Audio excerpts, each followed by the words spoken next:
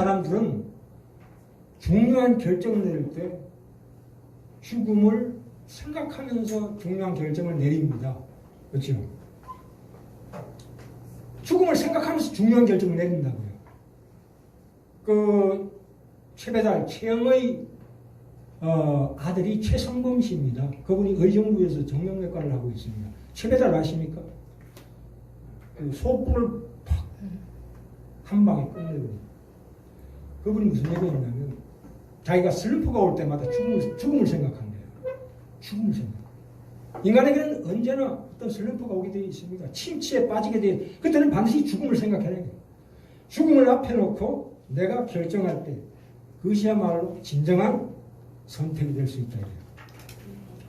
죽음이라는 게 뭡니까? 상실에 대한 두려움입니다. 내가 가지고 있던 것에 대한 이 없어지지 않을까 하는 두려움과 또 자존심, 세상의 평판 같은 것, 이런 것은 죽음을 앞에 둘 때 아무 힘을 발휘하지 못합니다.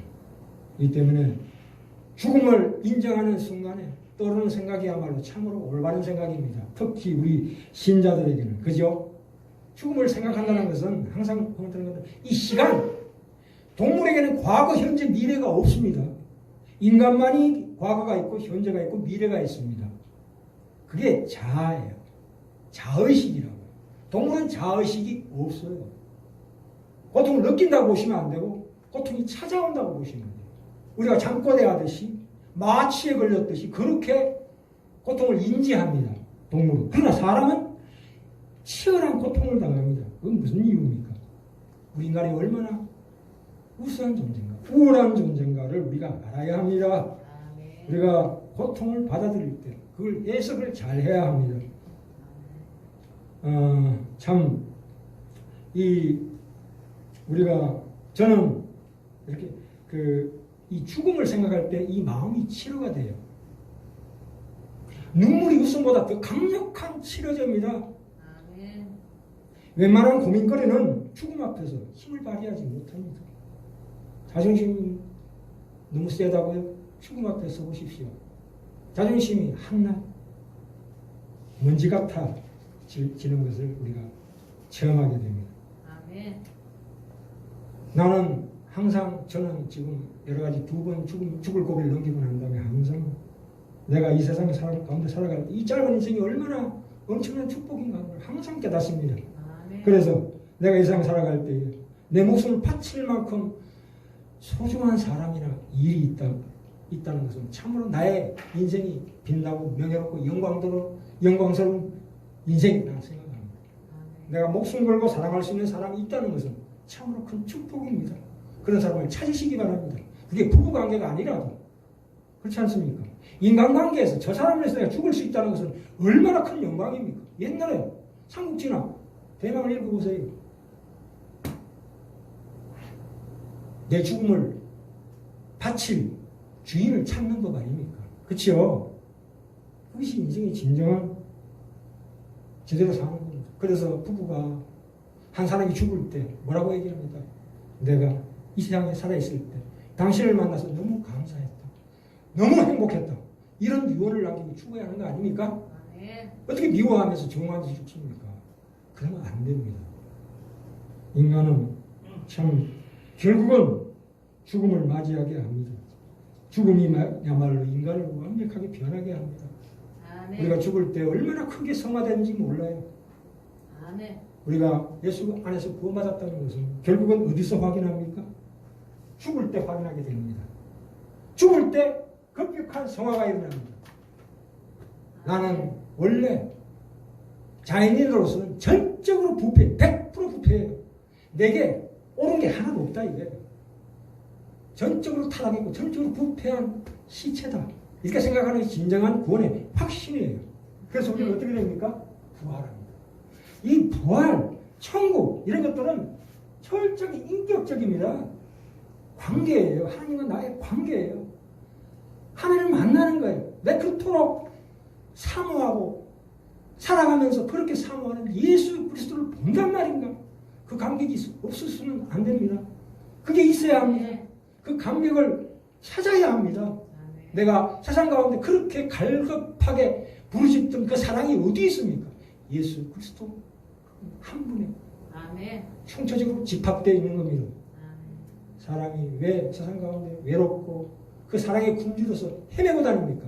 바로 그 본향을 찾으러 가는 하나의 여정이거든요. 아멘. 자, 인격적이라는 것은 그렇습니다. 서로 사랑하는 관계예요. 내가 사랑받는다는 것은 얼마나 큰 위로요 축복인지 모릅니다. 사랑하는 것도 중요하지만 이제 한 걸음 더 나가서 사랑받는 게 얼마나 큰 축복인지 이해가 되십니까? 하나님 나를 사랑하시고 예수 그리스도께서 나를 사랑하신다는 것이 이것이 뼈저리게 깨달아질 때가 언제입니까? 죽을 때면. 아멘. 그래서 죽음을 항상 의식하라 이 말입니다. 아멘. 자, 그러면 우리가 죽고 나서 어떻게 됩니까? 또 다른 차원의 물질이에요. 한번 확인해 볼까요? 아니, 그것도 확인해 봅시다. 우리가 죽으면 어떻게 되는가? 오늘 주제가 죽음으로 바뀌어버렸네요. 누가복음 가볼까요? 누가복음 24장 37절 43절까지 거기 주먹 꽂아놓으시고 다시 올 겁니다. 누가복음 24장 36절부터 43절까지입니다. 140쪽입니다. 140쪽. 네, 알겠습니다. 누가복음 24장 피셨습니까? 37절부터 43절까지. 저희가 놀라고 무서워하여 그 보는 것을 영으로 생각하는지라. 이거 무슨 얘기입니까? 예수님이 이때 부활하신 거예요. 부활해서 제자들 앞에 나타나신 거예요. 부활하셔서 제자들 앞에 나타나셨어요. 근데 제자들이 뭐라고 그랬습니까? 저희가 놀라고 무서워하여 그 보는 것을 영혼으로 생각하는지라. 영혼으로 생각한 거예요. 예수님이 나타나셔서 부활하셔서 제자들 앞에 나타나셨을 때 제자들이 뭐라고 하십니까? 예수님의 영혼이 나타났다 이렇게 봅니다. 그럴 때 예수님이 뭐라고 하셨습니까? 예수께서 가라사대 어찌하여 두려워하며 어찌하여 마음에 의심이 일어나냐. 이게 무슨 얘기예요? 나는 너희들 앞에 육신으로 와 있다 이거예요. 육신으로 부활한 육신으로 와 있다. 그 뜻입니다. 아멘. 내 손과 자 39절 볼까요? 내 손과 발을 보고 나인 줄 알라. 내 몸을 만져보래요. 또 나를 만져보라. 영은 살과 뼈가 없으되 영혼이 무슨 살과 뼈가 있습니까? 예? 떠다니는 영혼이 아니라 이겁니다. 쉽게 얘기해서 내가 부활한 나는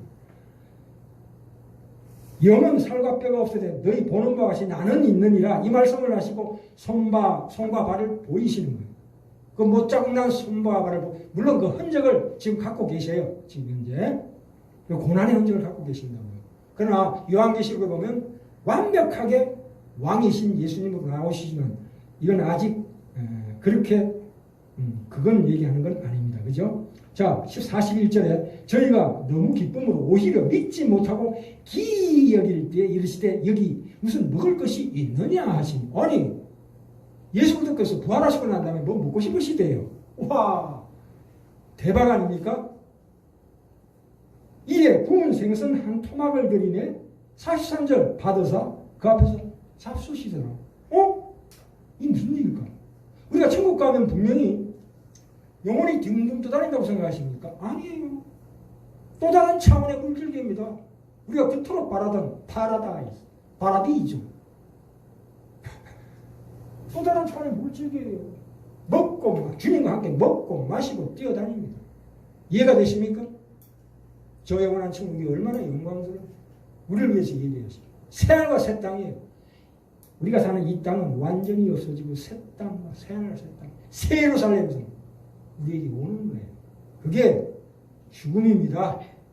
네? 아멘. 그런데 이 죽음을 왜 죽음이 왔습니까? 아까 뭐라고 말씀드렸습니까? 다시 요한복음 11장으로 갑시다.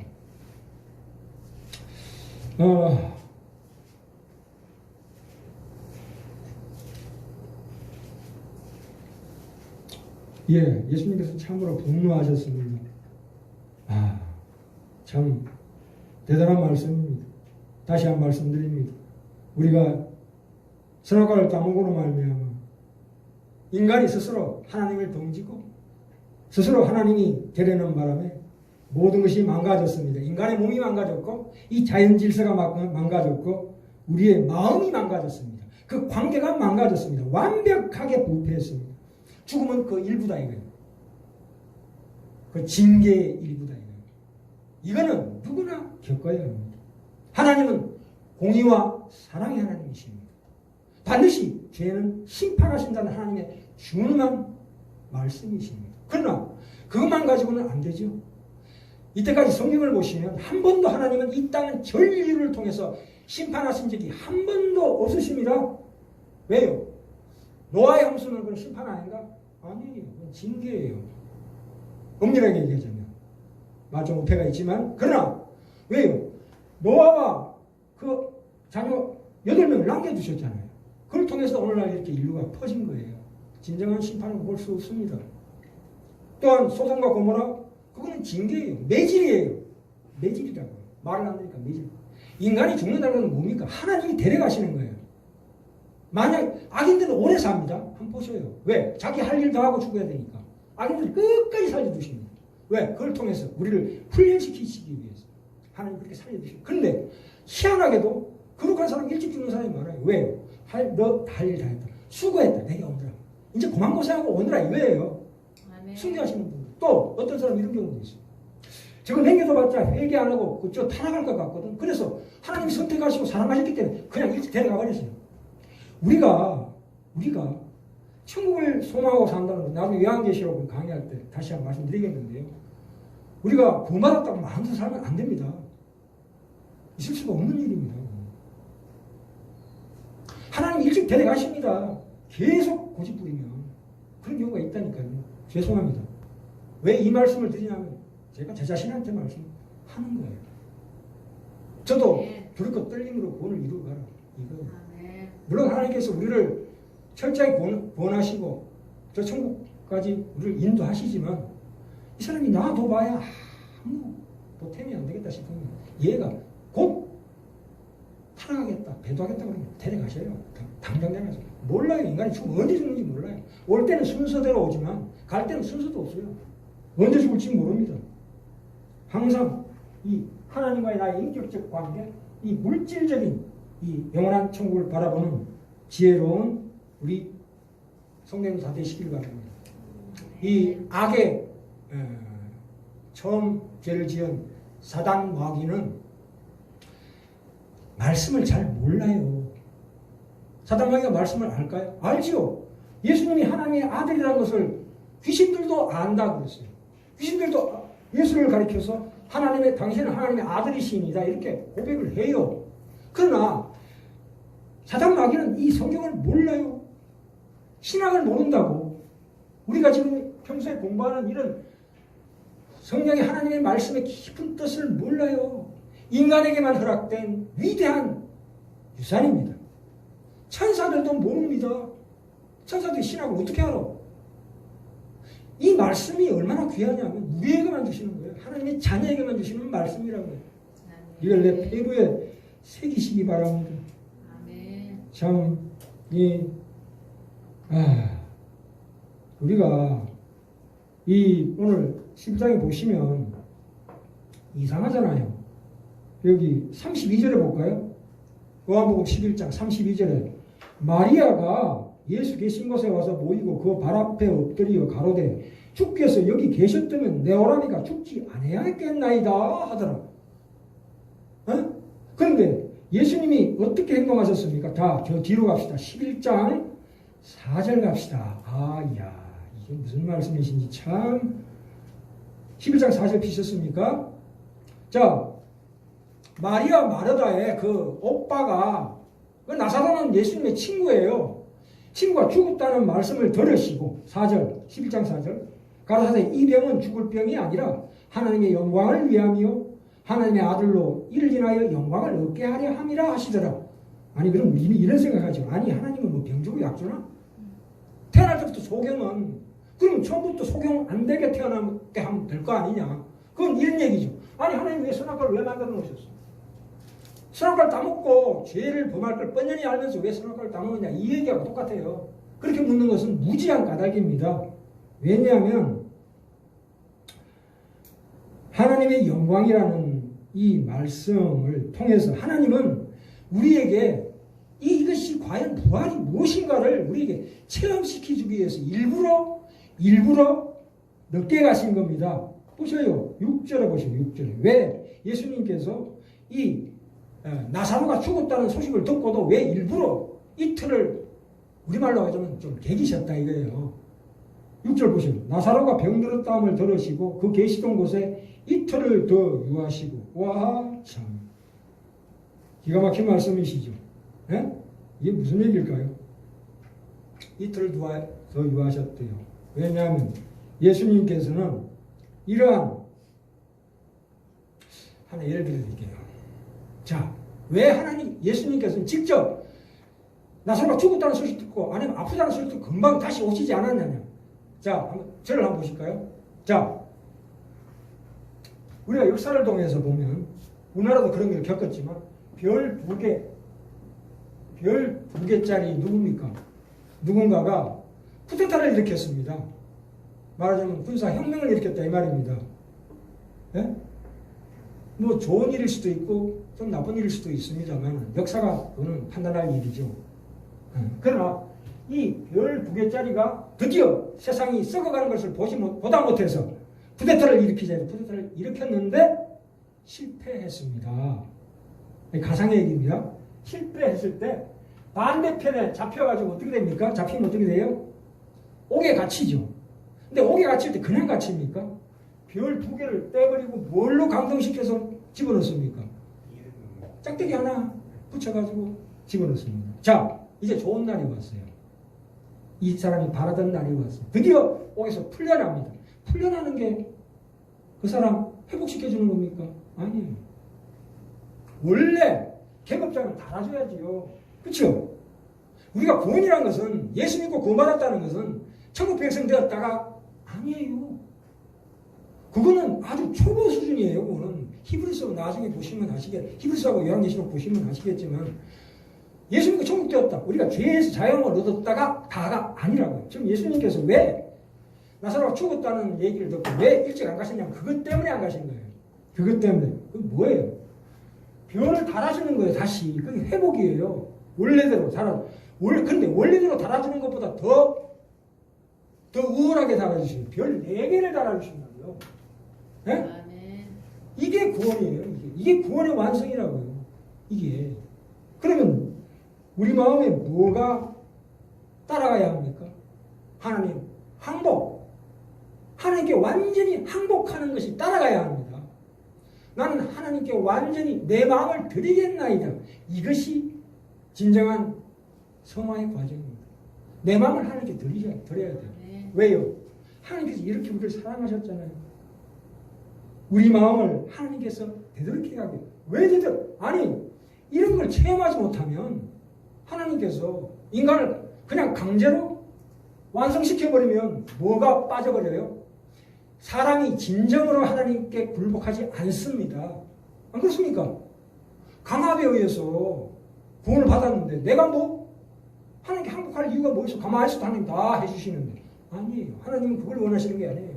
하나님은 하나님 앞에 내가 살아있는 동안 내 앞에 무릎을 꿇어라 이거예요. 죄송한 표현. 그게 권위예요. 권위란 건 뭐예요?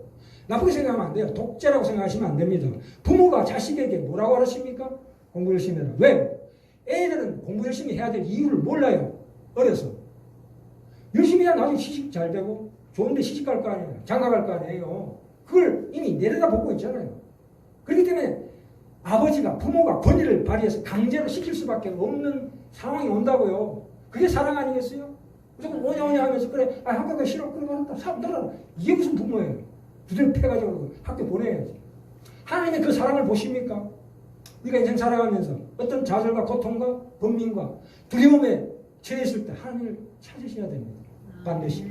그랬을 때 하나님의 그 사랑을 확인하시고 비로소 두려움이 성화되어서 더 깊은 소망 가운데서 나의 슬픔과 비통이 그것이 완전히 분해되면서 어떻게 됩니까? 겸손이 나오고 긍휼이 나오고 자비가 나오고 사랑이 나옵니다.